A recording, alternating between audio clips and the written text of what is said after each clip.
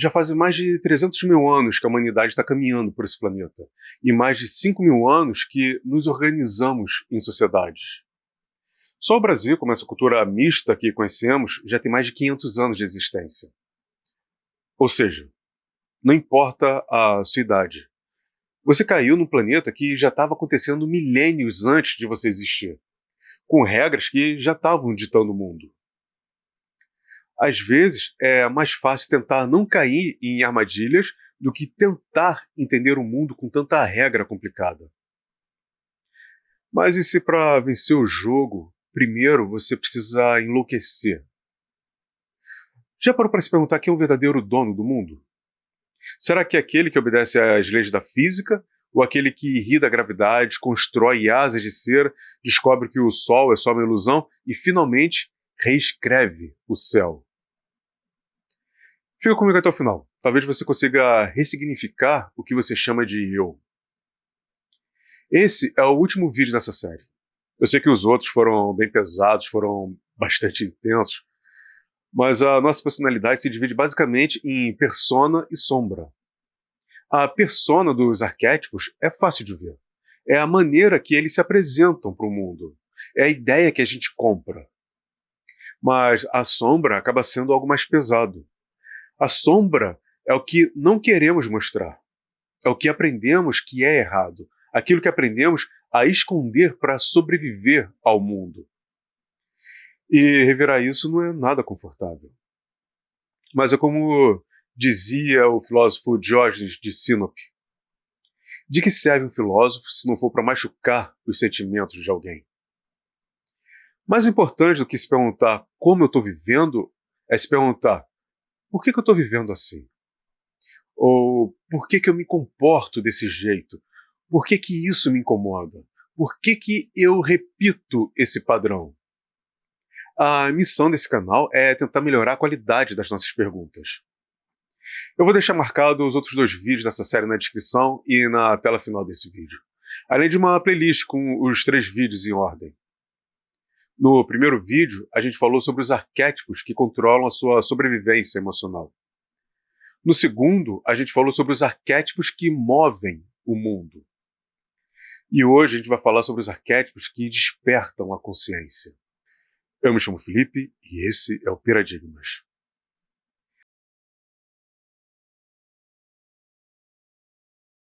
Sabe aquela sensação sufocante de que você está enxugando gelo no meio de um incêndio? Você acorda cedo, toma um café para despertar, paga sua penitência no transporte público, sorri amarelo para o seu chefe, consome 3 horas de tragédias ou pegadinha no celular e vai dormir. Só para repetir o mesmo ciclo no dia seguinte.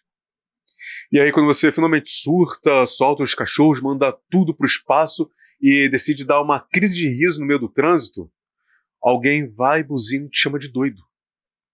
Mas para o segundo e pensa comigo. Quem é o mais doido nessa história? Aquele que se adapta à loucura que é a vida ou aquele que relaxa e ri da loucura da vida?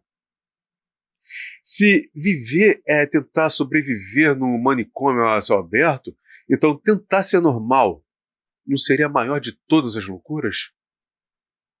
A gente cresceu com uma imagem meio equivocada do arquétipo do bobo da corte.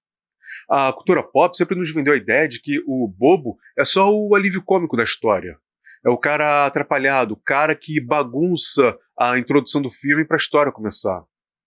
É o cara usando um chapéu com guizos que toma um chute na bunda para fazer a realeza rir, enquanto está comendo ali a sua coxa de fazão. Mas, filosoficamente falando, o bobo da corte não é a chacota do reino. Muito pelo contrário. Ele é o portador da lucidez. Ele é o único cara na sala inteira que já entendeu a piada em que a gente se meteu. A ideia central aqui é a fuga da normatividade. A normatividade é esse conjunto de regras artificiais para normatizar o nosso comportamento para que sejamos mais normais do que naturais. A normatividade diz como você tem que se vestir, como você deve falar, como você deve se casar, consumir e morrer. É como se fosse um sedativo que aplicam na gente logo na infância para a gente não perceber o quão absurdo é simplesmente existir. Pensa aqui comigo. Nós somos macacos ansiosos depilados, orbitando uma bola de fogo no meio de um nada cósmico, pagando conta e brigando por vaga em estacionamento de shopping. É ridículo. É esteticamente, moralmente e existencialmente ridículo. E a pior coisa que você pode fazer diante do ridículo é levar ele a sério. Lembra do mito de Sísifo, que o filósofo e escritor Albert Camus eternizou na sua filosofia do absurdo? Vamos lá. Os deuses, num acesso de sadismo divino, típico de quem nunca trabalhou numa escala 6x1, condenaram Sísifo a rolar uma pedra gigantesca montanha acima. O cara transpira, sangra, faz força, perde as unhas e chega lá no topo. Aí a gravidade, extremamente inconveniente a maior parte do tempo, puxa a pedra lá de cima para baixo de novo. Aí Sísifo tem que descer, recomeçar o trabalho, e ele faz isso para todo sempre. Isso parece familiar? Não? Substitui a pedra por relatório, ou então a montanha por segunda-feira, e os deuses pelo sistema financeiro global. O absurdo é a nossa rotina. Camus dizia que a gente precisa imaginar Sísifo feliz. Mas como assim feliz? Feliz porque ele finge que a pedra é leve? Porque ele faz pensamento positivo? Não. Feliz porque no exato momento em que ele está descendo a montanha de mãos vazias para pegar aquela porcaria de pedra de novo, ele tem a total consciência da própria tragédia. E o nosso bobo da corte é o cara que desce essa montanha dando risada. Ele olha para a tirania dos deuses sádicos, olha para aquela pedra lá embaixo e ri dela. Ele ri disso tudo. E quando ele ri, ele vence o jogo. Muitas vezes a gargalhada é a única forma de revolta que sobra quando não dá para fugir do absurdo. Você não tem como se libertar da lei da gravidade, mas você pode acabar com o peso daquela pedra quando você não alimenta ela com suas lágrimas. Rir do caos não é alienação. Não é porque você está rindo que você está sendo um alienado tentando fugir dos problemas. A risada pode ser o primeiro passo para a sua libertação. A risada é a recusa enfática, absoluta e arrogante de ser esmagado pela falta de sentido da vida. E é exatamente sobre isso que Friedrich Nietzsche escrevia quando metia a marreta nos ídolos da moralidade clássica e da religião. Ele percebeu na humanidade um tal de espírito de gravidade. Sabe o que é isso? É a chatice crônica, é a chatice institucionalizada, é a chatice de um mundo que acredita que a função do ser humano é mostrar produtividade e bater meta. O espírito de gravidade é a sociedade que aprendeu a se levar a sério demais. É o influenciador no Instagram dando lição de moral, é o político cara de pau discussando sobre valores enquanto está desviando o dinheiro da merenda, é o moralista cheio de caveiras no armário condenando o seu vizinho. Para Nietzsche, o contraponto a esse peso insuportável era o conceito do dionisíaco, a embriaguez criativa, o espírito livre, aquele sujeito que dança na beira do abismo porque sabe que o abismo é só um buraco escuro sem graça. O bobo nietzschiano, ele quebra o espírito de gravidade simplesmente porque se recusa a aceitar que ficar tenso é normal.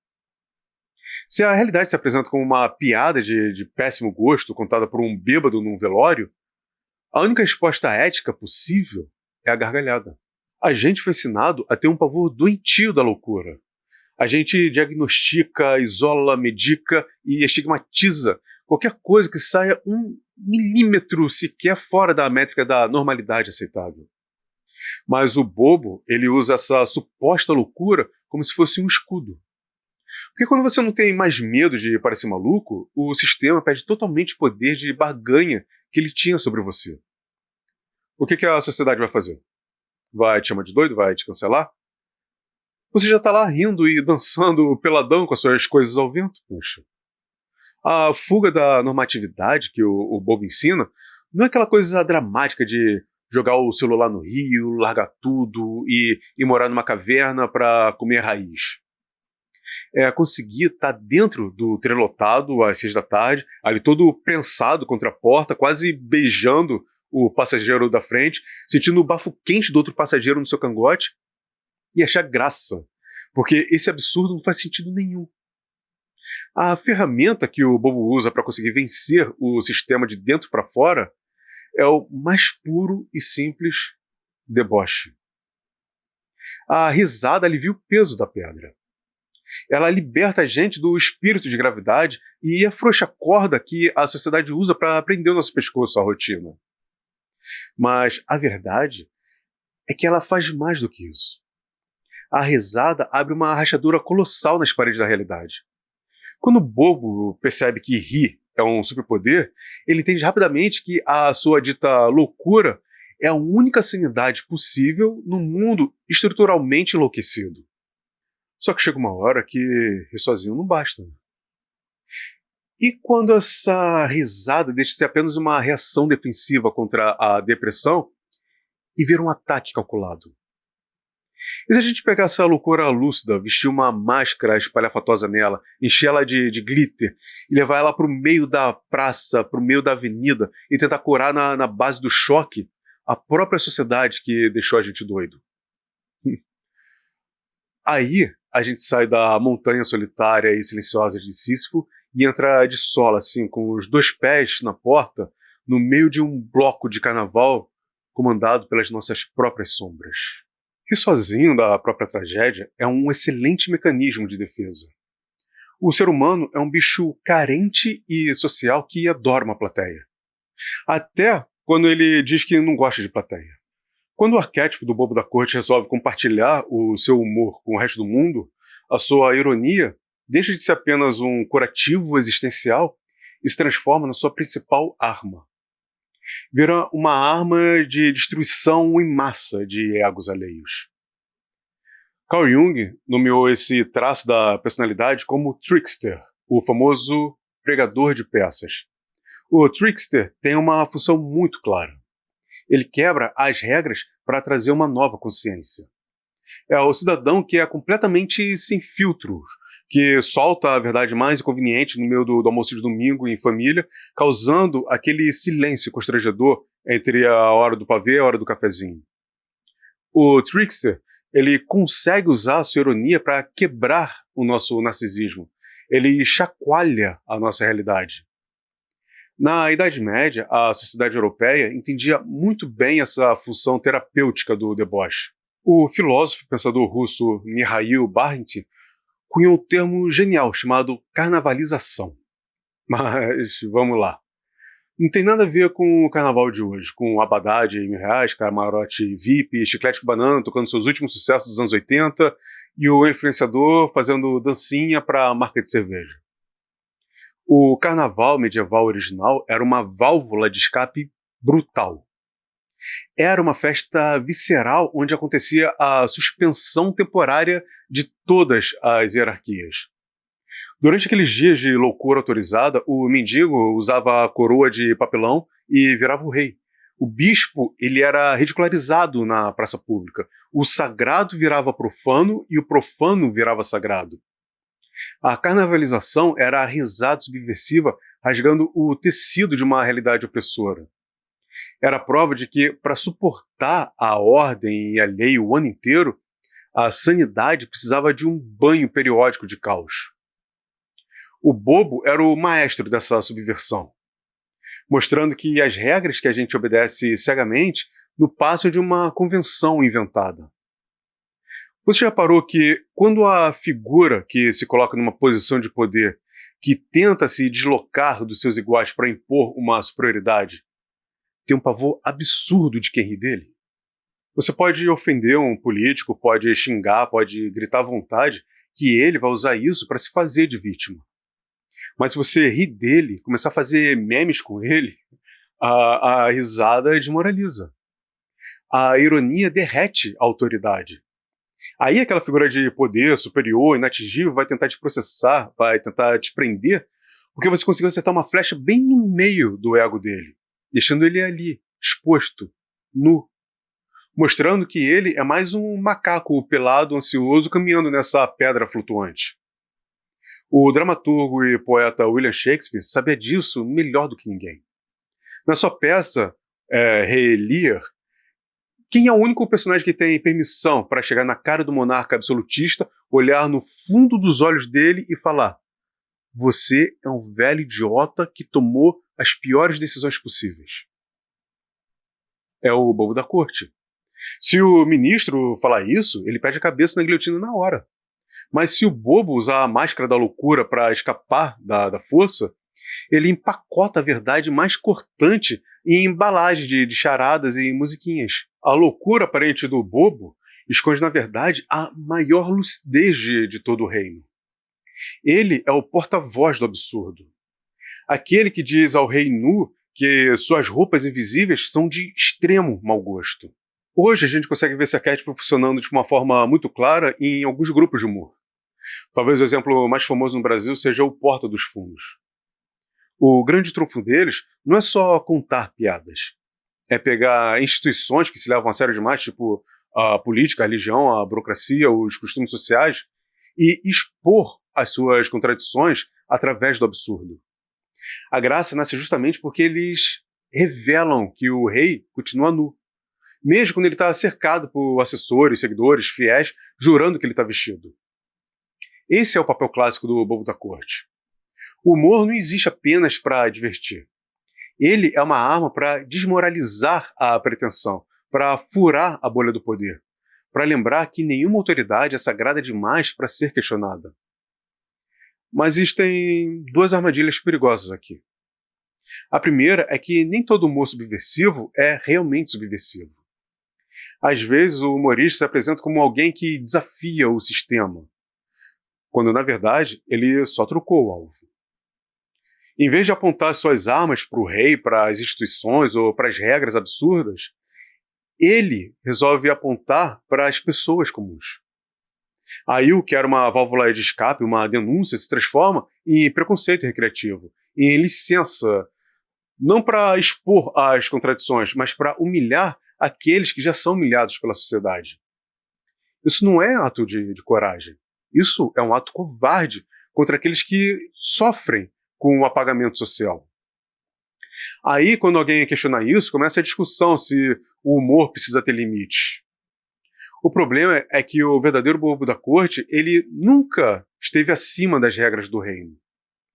Ele era uma exceção justamente porque a sua função era confrontar o poder. Quando o humor deixa de questionar o poder e passa a reivindicar imunidade para si mesmo, acontece uma inversão curiosa. O bobo se senta no trono do rei. A segunda armadilha, ainda mais sutil que a primeira, é que o bobo da corte passa a vida inteira denunciando a vaidade dos outros.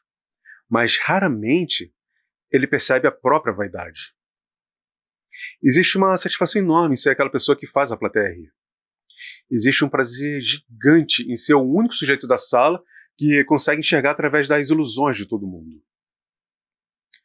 Então, aos poucos, o humorista deixa de atacar a pretensão alheia e começa a alimentar a sua própria pretensão. Ele não quer mais derrubar a ilusão dos ídolos. Ele quer ser o próximo ídolo. A sua ironia vira uma espécie de superioridade moral. O deboche deixa de ser uma ferramenta para questionar o poder e passa a ser uma forma para sinalizar assim para a plateia: olhe como eu sou mais consciente, mais inteligente, mais esclarecido que essas pessoas das quais estou rindo. Aí sempre aparece um grupo de humoristas defendendo que os humoristas não podem ser criticados ou responsabilizados. Mas quando eles fazem isso, eles estão criando uma nova elite. Um grupo que reivindica para si um privilégio que não concede aos outros. Como se fosse uma classe que se coloca acima das mesmas normas que exige que todos respeitem. Isso é bem paradoxal. O arquétipo que nasceu para ridicularizar os poderosos corre o risco de se tornar mais uma estrutura de poder para ridicularizar os oprimidos. O verdadeiro trickster não pede imunidade. Ele aceita o risco. Ele provoca o sistema porque sabe que a provocação tem consequências.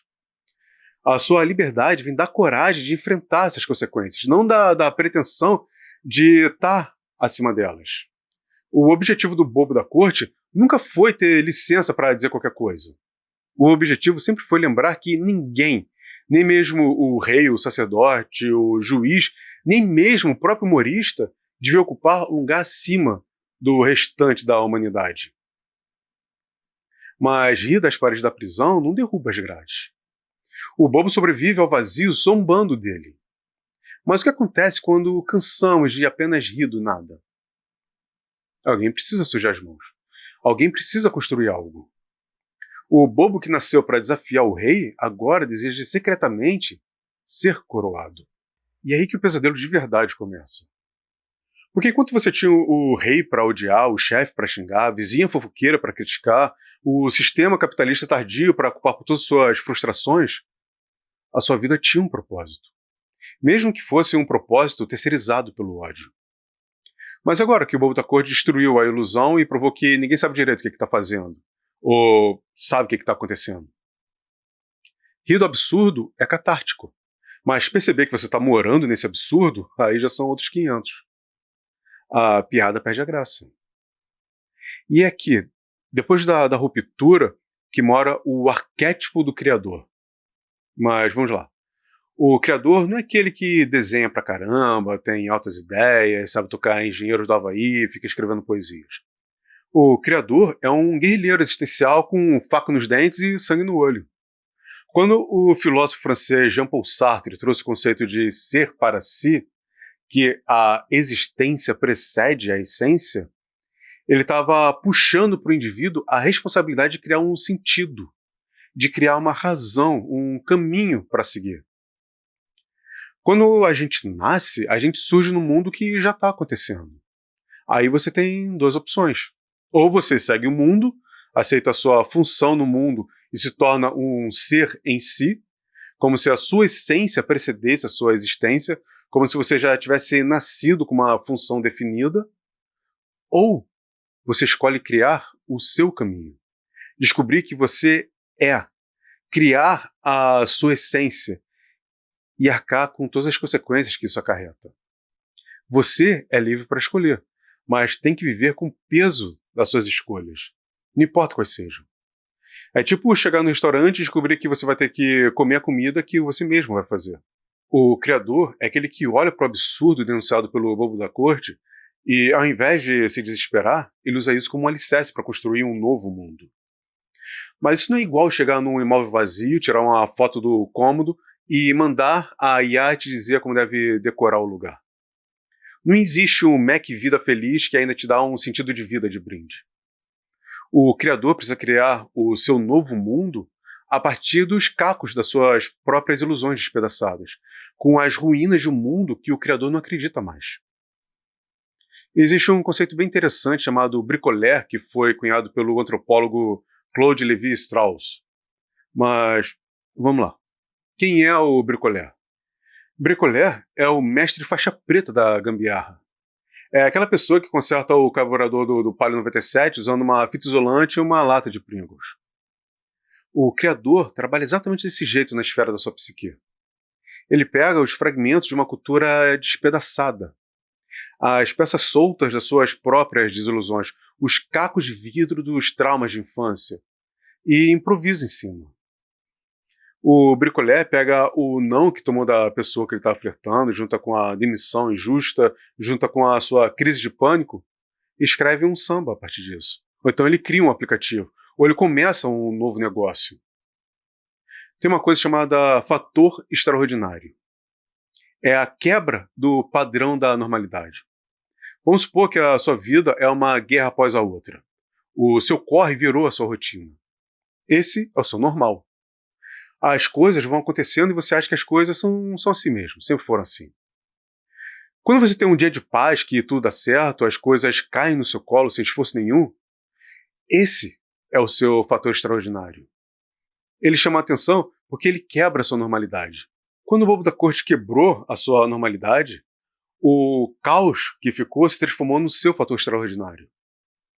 Para o arquétipo do criador, essa é a matéria-prima da sua criação. Por exemplo, tem uma vez eu comprei um carro usado. Estava perfeito, parecia novo. Até eu sair da loja. Ele deu tanto problema que eu fui obrigado a entender de mecânica. E ele foi o meu fator extraordinário. Se eu só tivesse carro zero a minha vida inteira, talvez eu seria o cara que pergunta pro mecânico se tem desconto na rebiboca da parafuseta. A normalidade, a rotina, engole a pessoa, adormece os sentidos, te tira a capacidade de perceber o novo. Talvez um dos melhores exemplos desse arquétipo está no filme O Náufrago, quando Chuck Noland, personagem do incrível Tom Hanks, fica preso numa ilha deserta. Ele perde tudo aquilo que organizava a sua existência. Não existe mais o trabalho que ele adorava, não existe mais o relógio que ditava a vida dele, não existe mais o status social, não existe mais ninguém para dizer quem ele é. É como se o bobo da corte tivesse passado um trator em cima da realidade dele. Aí acontece uma coisa curiosa. Chuck não encontra um sentido escondido na ilha esperando para ser descoberto. Ele cria o próprio sentido. Ele constrói ferramentas, ele cria rotinas, ele estabelece metas. Aí, no gesto mais humano de todos, ele transforma uma bola de vôlei em um amigo chamado Wilson. O Wilson não era ninguém, não tinha personalidade, não tinha significado, era só uma bola de vôlei. Mas o criador tem a capacidade de olhar para o vazio e enxergar potencial. Ele consegue olhar para o caos e enxergar a matéria-prima. O Wilson é a prova de que o ser humano não sobrevive apenas de comida e abrigo. Ele sobrevive de significado. O filósofo francês Henri Bergson criou um conceito bem legal para você soltar numa conversa aí com seus amigos. O elan vital, o impulso vital. Bergson diz que o universo não é uma máquina fria de engrenagens inertes. Ele é uma força viva que rompe constantemente com a matéria inerte. Durante bilhões de anos, o universo era só um amontoado de pedras, gás e poeira rodando no escuro. Aí, através da combinação de elementos, aquele caos abismal se transformou em matéria criativa. O que eram partículas viajando no vazio acabou virando uma samambaia, um dinossauro, um rio. Até que chegou uma hora que essa matéria se tornou uma forma humana, consciente, e se transformou em você, se transformou em mim. O Criador, ele canaliza essa força. O elan vital é o universo gritando através dos nossos poros. É por isso que o ato de criar é tão absurdamente épico. Mas toda força que pode salvar, que pode criar algo novo, também pode destruir. Porque existe uma questão importante, escondida dentro da história do Wilson. Chuck criou significado para sobreviver. Mas e se ele tivesse apegado tanto àquela criação a ponto que ele não conseguisse mais voltar para o mundo real?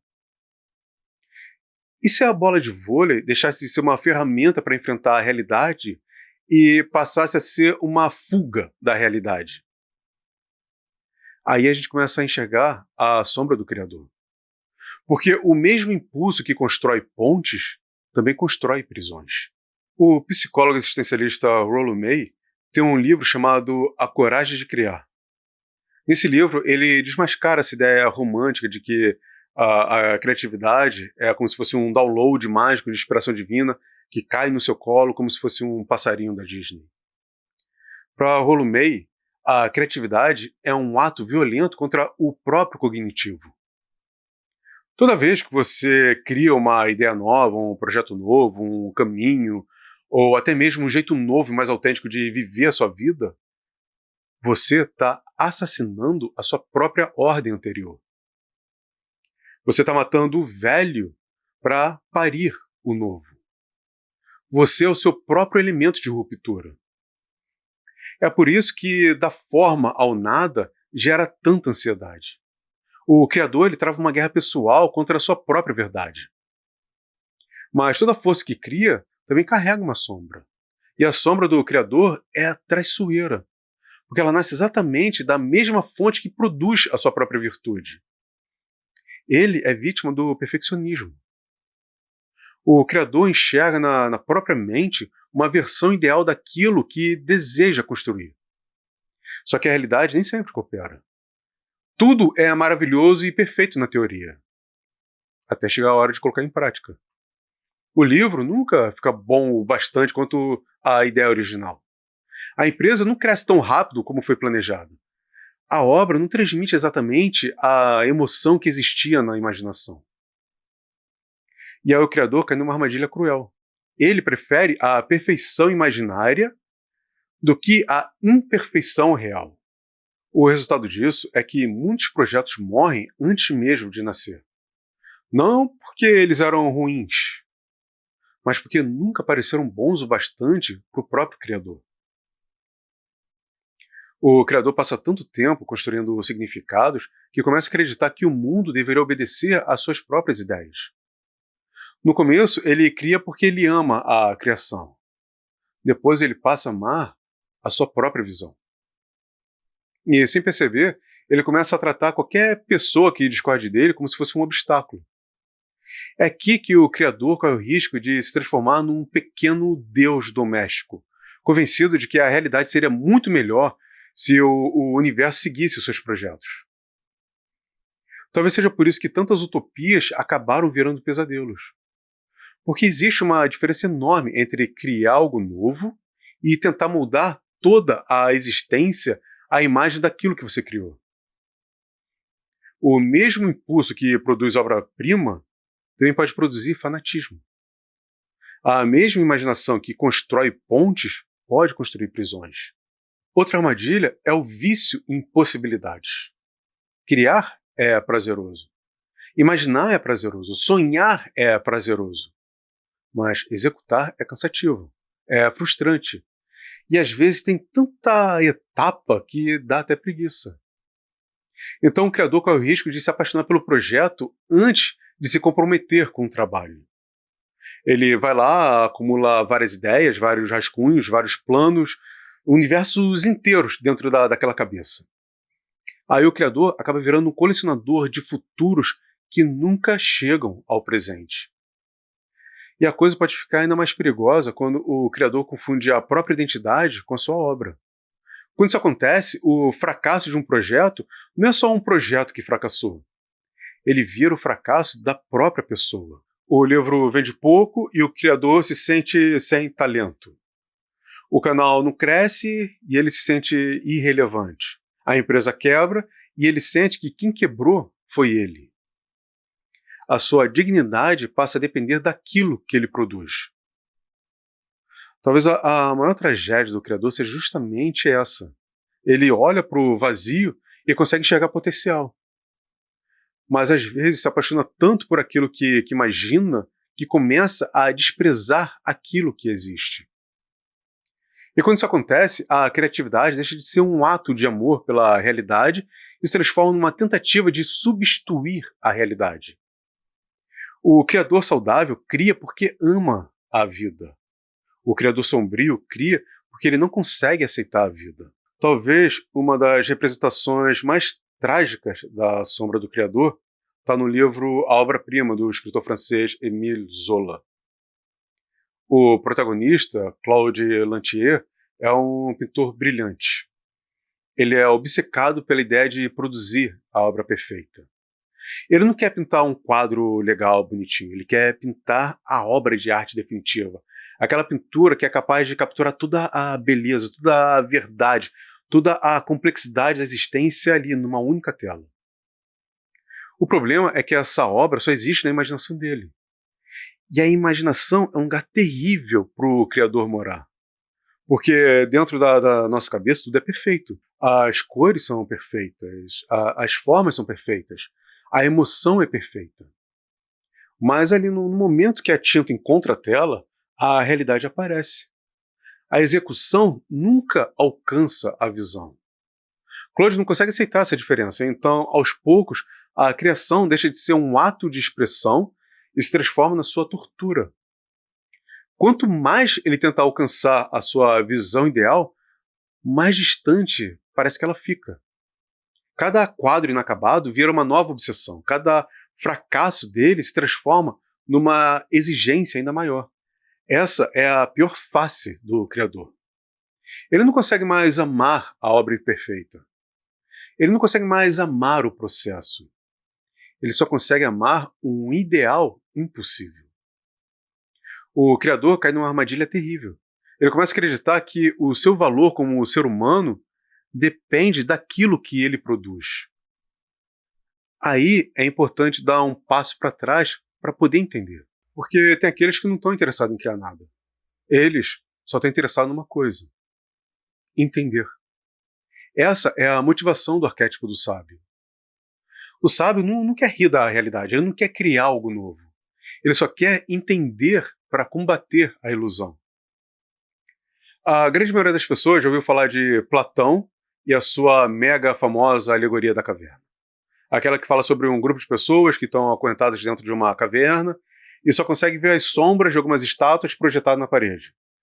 Aí, uma vez ou outra, aparece alguém para mudar as estátuas de lugar, então os prisioneiros acreditam que aquelas sombras são de pessoas reais. Vamos trazer essa caverna para os nossos dias atuais. Hoje, a gente se acostumou a enxergar tudo pela ótica do consumo. À medida que consumimos as pessoas, também somos consumidos por elas. Nós vivemos debaixo da doutrina da economia da imagem. Agregamos valores ficcionais à utilidade das imagens impressas nas redes sociais. Isso é uma sombra projetada na parede, porque se você está fora o apoio da utilidade, a imagem perde aquele valor que você tinha agregado a ela. A realidade sem análise incomoda o sábio. Ele é o que deseja sair da caverna, ele quer olhar além das imagens projetadas. Ele quer entender por que a verdade, muitas vezes, é uma mentira muito bem contada. E sabe o que acontece quando o sábio finalmente sai da caverna? Não fica tocando musiquinha épica, não tem corrida em câmera lenta em direção ao pôr do sol, com flores de cerejeira caindo e sobe o letre. Platão diz que, assim que o sábio sai da caverna e olha para o sol pela primeira vez, dói pra caramba. Porque é a primeira vez na vida que ele está vendo o sol de verdade, que ele está finalmente encarando o sol de frente. Ele sente tristeza, ele fica chocado porque percebe que tudo aquilo que ele acreditou ser real era, na verdade, uma mentira que ele mesmo contava para ele. Platão ainda falava sobre o que acontecia depois. Segundo ele, quando o sábio percebe a mentira, percebe que ele e os seus pares passaram a vida inteira presos, acreditando em ilusões, as pessoas que ele quer resgatar ficam com raiva dele. Eles percebem que a luz do sol machuca os olhos. Então eles escolhem o conforto da ilusão. E depois vão na caixa dos comentários dizer que você é uma pessoa horrível, te chamam de anticristo e que você não tem o direito de acabar com as ilusões das pessoas. Fazer o quê, né? Mas existe uma pergunta importante aqui. O que leva alguém a querer sair da caverna? Porque, na boa, ninguém acorda um belo dia, se espreguiça e diz: puxa vida, que lindo dia para questionar todas as minhas certezas, destruir a minha visão de mundo e mergulhar numa bela crise existencial. Isso não acontece assim. Jung percebeu uma coisa interessante sobre a natureza humana. A maioria das pessoas não procura a verdade porque ama a verdade. A maioria das pessoas procura a verdade quando a mentira para de funcionar. Enquanto a nossa explicação sobre o mundo continua funcionando, a gente se apega a ela com unhas e dentes. Só começamos a questionar as nossas certezas quando elas deixam de explicar a realidade. É por isso que a jornada do sábio quase sempre começa com uma rachadura. Começa com um incômodo, com uma ruptura. Às vezes é o fim de um relacionamento, às vezes é uma traição, às vezes é uma doença, uma demissão inesperada. A morte de alguém que parecia insubstituível, um sonho que não aconteceu, uma crise de ansiedade que surgiu do nada. É um daqueles momentos que a vida simplesmente ignora todas as suas certezas e decide seguir um outro roteiro. Até esse momento, você acreditava entender o mundo. Aí a realidade aparece e te mostra que não é bem assim. E é nesse momento que nasce a dúvida. É aquele desconforto psicológico que surge quando aquilo que você acredita entra em conflito com aquilo que você está vivendo. Você quer acreditar que controla a sua vida, mas acontece alguma coisa e mostra que você não controla nada. Você quer acreditar que o mundo é justo, mas presencia uma injustiça absurda. Você quer acreditar que conhece a si mesmo, mas se pega tomando decisões que não consegue explicar. A maioria das pessoas tenta fugir desse desconforto. Aí elas apelam para o fenômeno da dissonância cognitiva criado pelo psicólogo Leon Fettinger. É melhor justificar o absurdo para preservar as próprias crenças do que admitir que você construiu toda a sua verdade, a sua identidade, em cima de ilusões, em cima de sombras projetadas na parede. O sábio costuma fazer o oposto disso. Ele não quer tampar a rachadura na parede das certezas com mais justificativas. Ele quer olhar pela rachadura para descobrir o que existe além das suas certezas. Ele começa a investigar suas próprias dúvidas. É por isso que a luz do sol machuca os olhos dos prisioneiros que saem da caverna. O sofrimento não vem apenas da descoberta da verdade. O sofrimento vem da percepção de que aquilo que você chamava de realidade era só uma interpretação muito limitada da realidade. O que dói não é enxergar o mundo real. O que dói é perceber o quanto você não enxergava da realidade. A ferramenta do sábio para interagir com o mundo é o questionamento. Mas ele sabe que ficar brigando contra a ilusão alheia é igual ao da murra em ponta de faca. O verdadeiro campo de batalha, onde a guerra é vencida ou perdida, é dentro do seu próprio peito. O imperador romano Marco Aurélio, além de ser um grande pensador estoico, era um homem mais poderoso do planeta Terra. Ele mandava no Império Romano inteiro. Se ele quisesse, ele mandava pintar o Coliseu de rosa-choque e ninguém ia falar nada, ninguém ia lá reclamar com ele. Só que ele passava os dias no meio de guerras, cercado de traidores, lidando com pragas diariamente. Aí sabe o que ele fazia à noite? Ele ia para a tenda dele e escrevia um diário, tentando dominar a si mesmo. O mesmo vale para Sêneca, que foi o pedagogo e conselheiro do imperador Nero.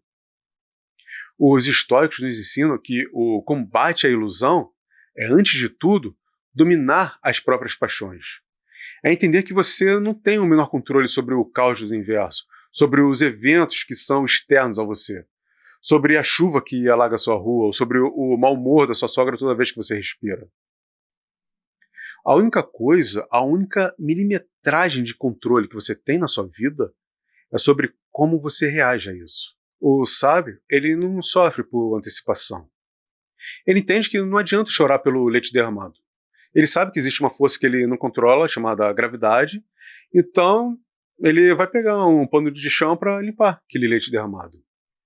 Essa tentativa obsessiva de compreender as leis invisíveis do mundo e domar o caos com a razão foi o que acabou mudando a sociedade moderna. Só que tem um preço muito alto. O sociólogo alemão Max Weber, ele olhou para toda essa nossa evolução racional e carimbou nela o conceito de desencantamento do mundo.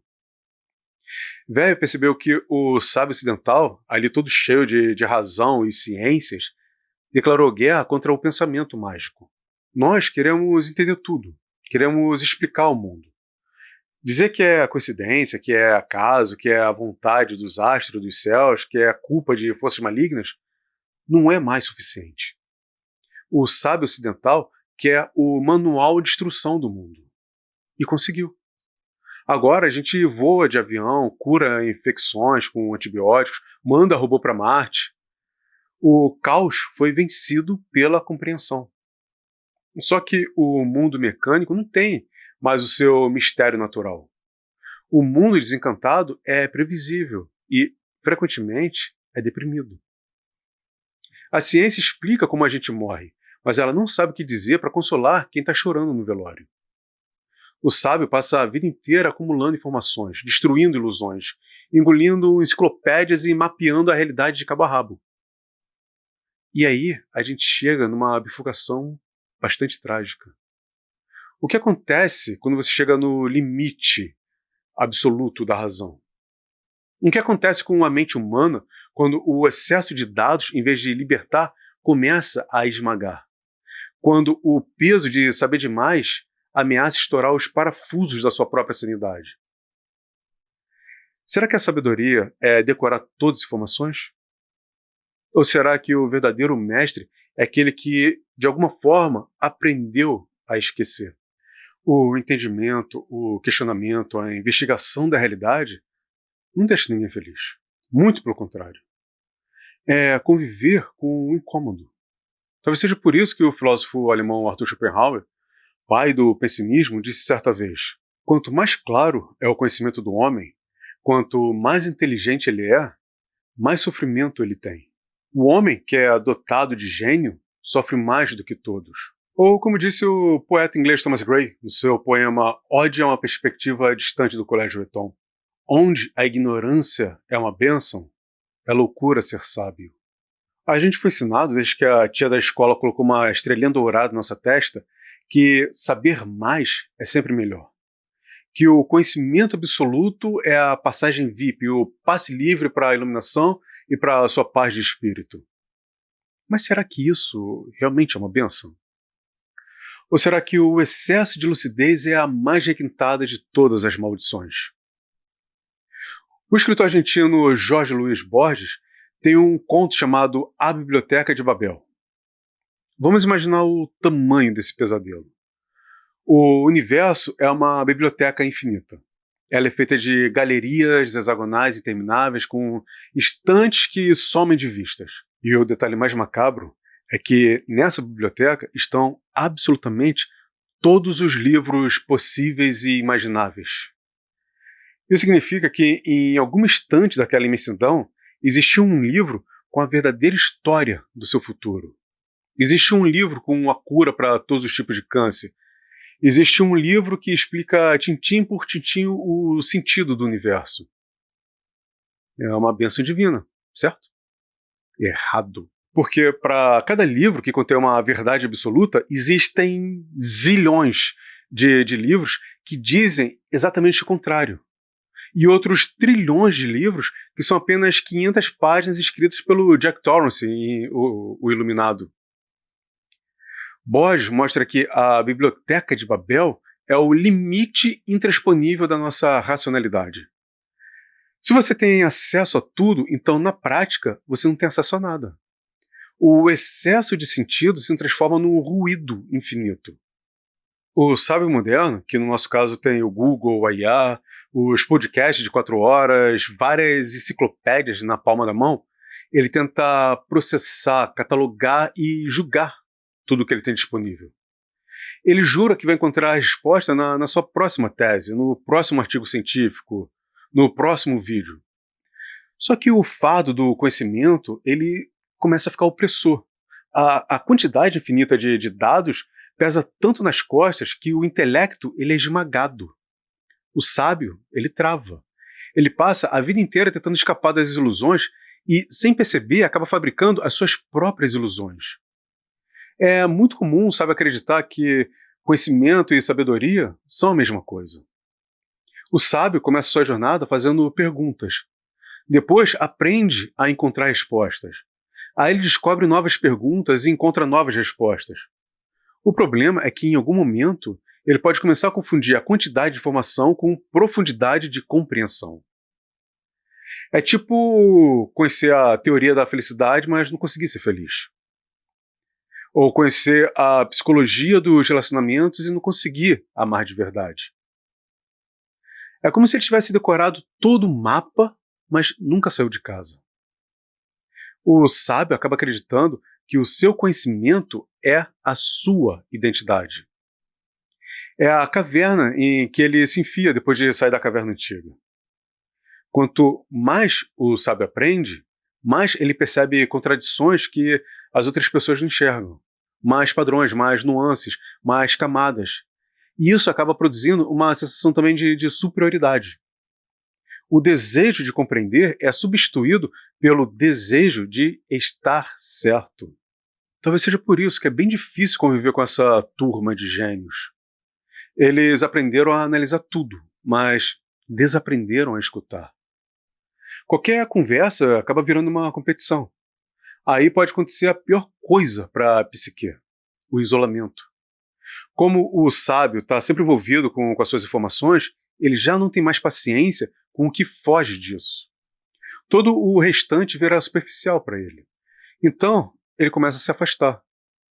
Só que ele não consegue mais acessar o mundo porque ele se tranca numa muralha das suas próprias afirmações. A minha avó, por exemplo, ela sempre dizia: quem pensa muito não casa. Quem sabe demais não faz nada. Porque para cada ação a mente está ali calculando milhões de possibilidades, milhões de riscos, milhões de consequências trágicas. Você entende tanto de geopolítica, de economia, aquecimento global, sociologia estrutural, que a sua única reação física possível é não sair mais do seu quarto, não sair mais da sua caverna, com medo de aumentar a emissão de gás carbônico no ambiente. Mas como é que a gente escapa dessa armadilha? De repente, é melhor olhar para a água. Siddhartha foi o primeiro livro que eu li do escritor alemão Hermann Hesse. A história é a jornada de um cara que tenta encontrar a iluminação de todas as formas possíveis e imagináveis. Primeiro, ele vai pelo caminho da erudição. Aí ele vai, engole todas as escrituras, tenta entender o cosmos ali na base da teoria. Aí ele percebe que as palavras são como cascas vazias. Depois, ele vai para o extremo da privação, o famoso ascetismo.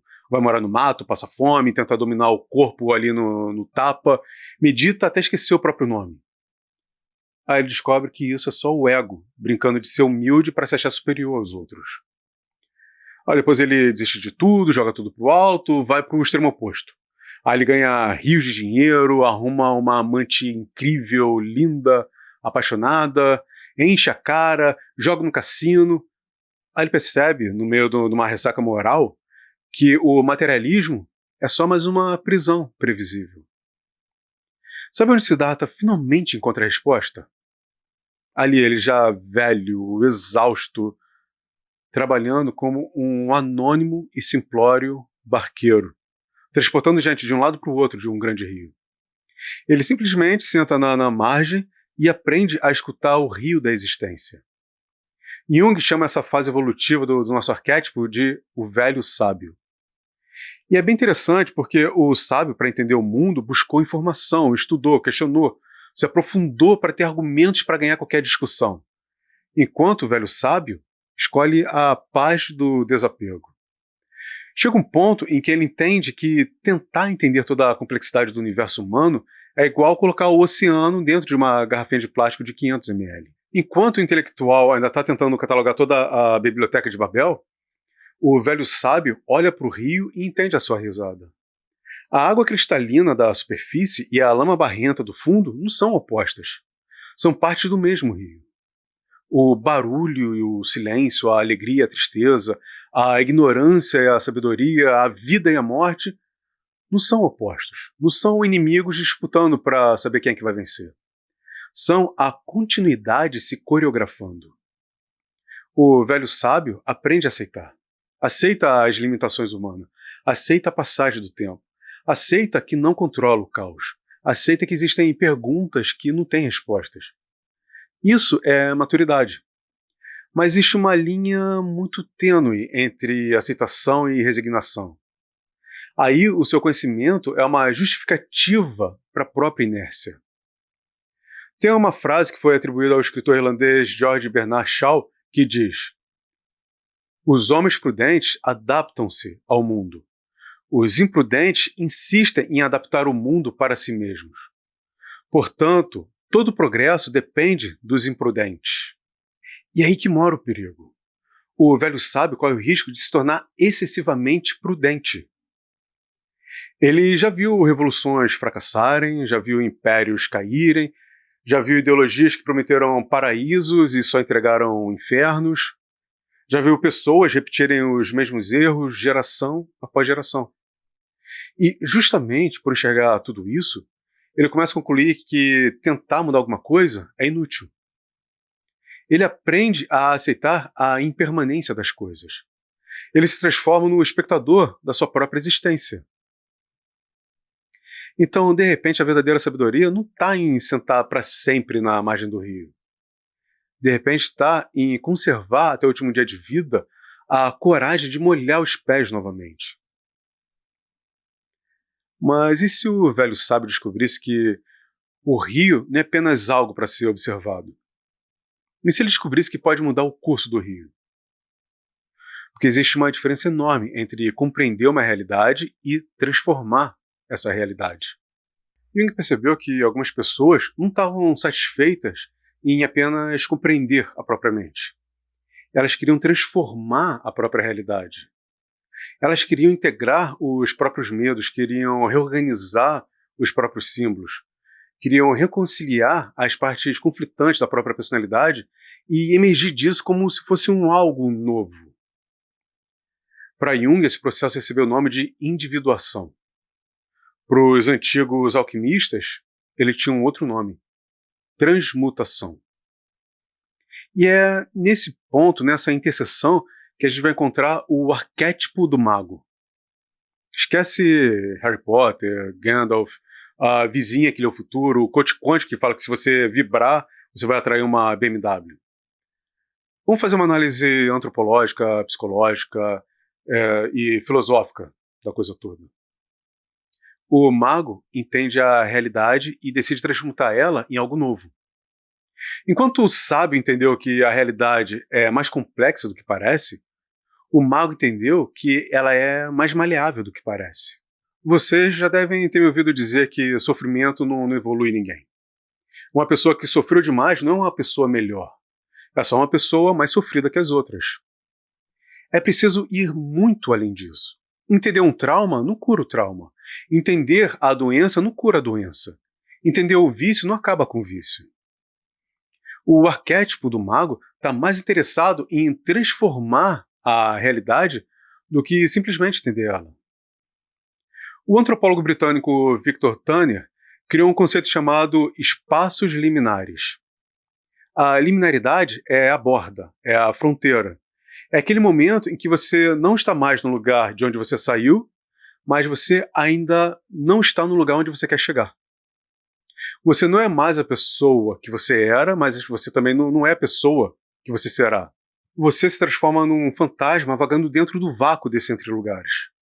Aconteceu uma ruptura que fez a velha ordem da sua vida ir para o saco, mas a nova vida ainda não existe.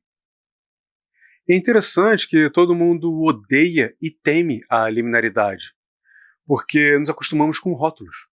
Você era um infeliz no seu antigo emprego. Isso tinha uma definição, era palpável. A sua próxima realidade também vai ter contornos definidos, independente do resultado. Mas dentro da liminaridade você não tem contornos, você não tem definição. É como se você tivesse perdido. Mas é na liminaridade que a mágica tem espaço para acontecer. O mago é a criatura que domina o limiar. O historiador romeno Mircea Eliade foi ainda mais fundo no passado e foi entender o arquétipo do mago no xamanismo. O xamã primitivo não era o esquisitão da tribo que tomava um chá divertido e ficava conversando com uma árvore. Na real, o xamã original geralmente era o cara que adoecia gravemente. Ele passava por uma crise física e psicológica tão violenta que chegava na beira da morte ou da loucura. Só que ao invés de morrer, ele se recusava a ser esmagado. Ele descia no seu próprio inferno pessoal, lutava no escuro, curava a si mesmo e voltava para a tribo com um mapa. A magia do xamã não é soltar raios pelos dedos. É a capacidade de alterar a própria consciência para renegociar a realidade em nome da comunidade. Ele é aquele que atravessa os mundos. Eu não sei se vocês sabem, mas teve um período da vida de Jung em que ele decidiu estudar alquimia. Ele mergulhou de cabeça nos textos alquímicos medievais, daquela turma falando sobre a pedra filosofal que transmutava chumbo e ouro, cheio de metáforas para escapar da fogueira. E ele percebeu que aquilo tudo era uma análise perfeita da nossa mente. A grande ferramenta do mago junguiano é o conceito chamado connectio oppositório. Eu sei que isso soa muito como Harry Potter, mas significa a união dos opostos. Presta atenção aqui nisso, porque é aqui que o jogo vira. A vida, por padrão, joga no seu colo um monte de chumbo.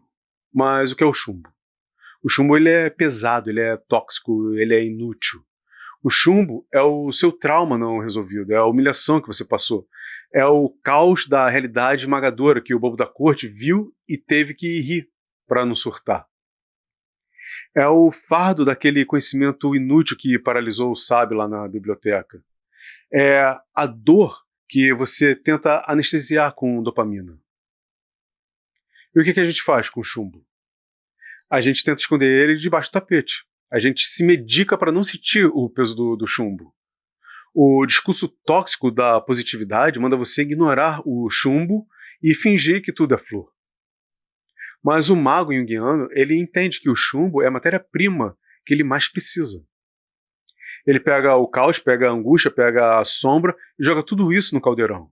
Ele funde a razão e a loucura, ele junta a ferida e a faca.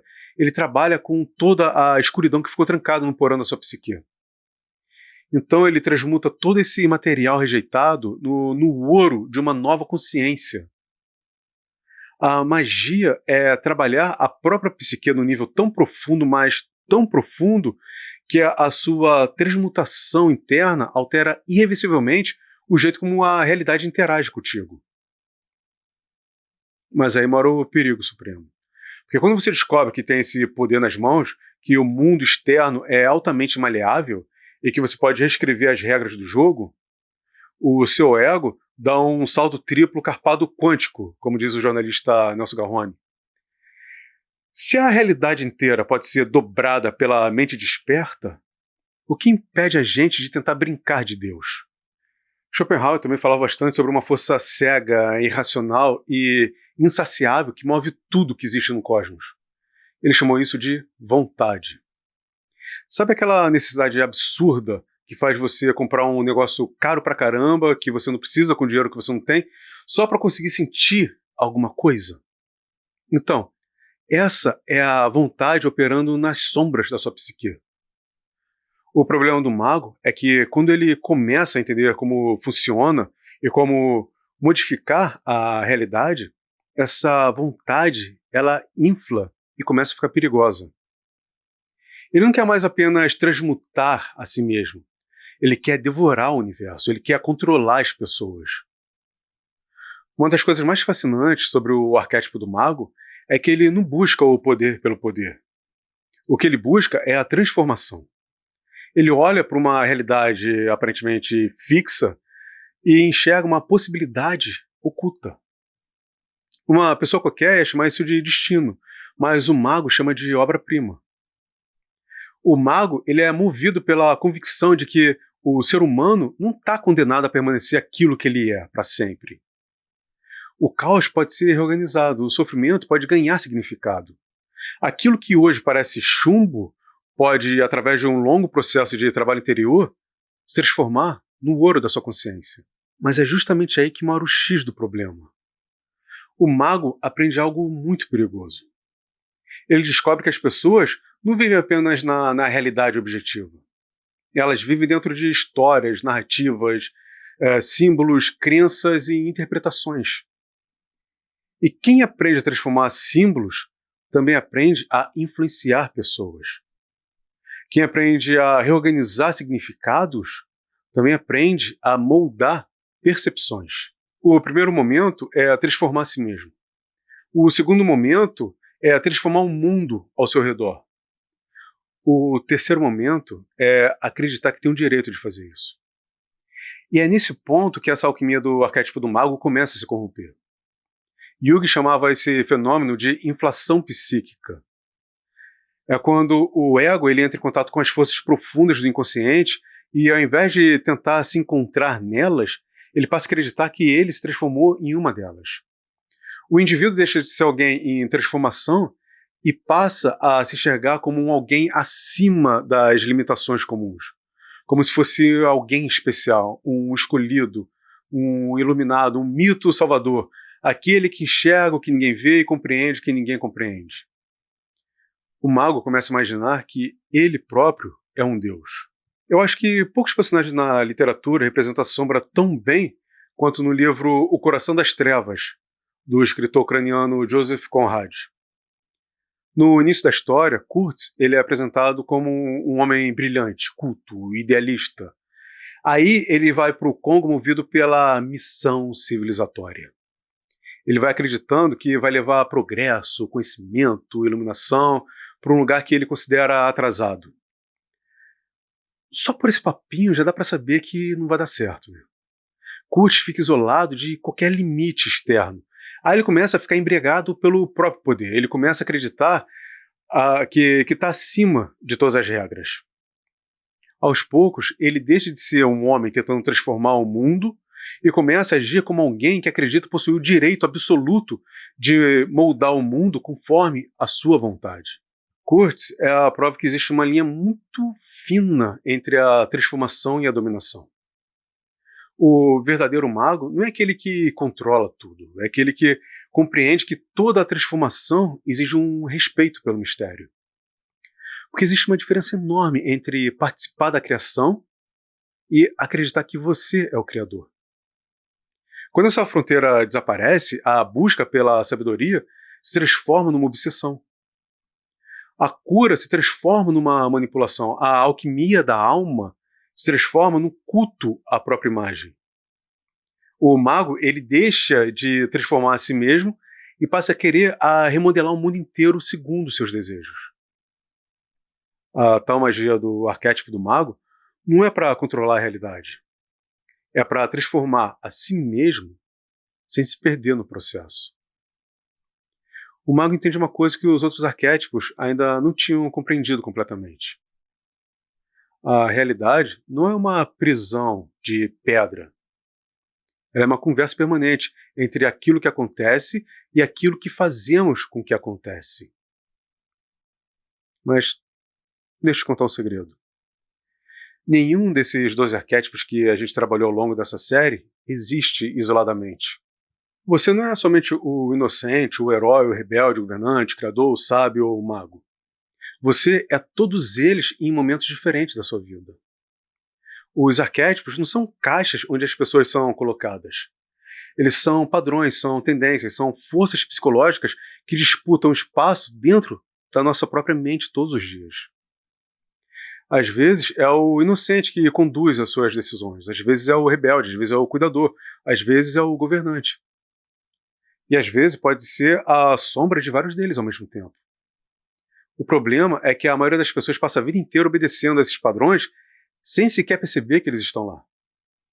É igual você andar no carro sem saber quem é que está segurando o volante. E Jung dizia que aquilo que permanece inconsciente dirige a nossa vida.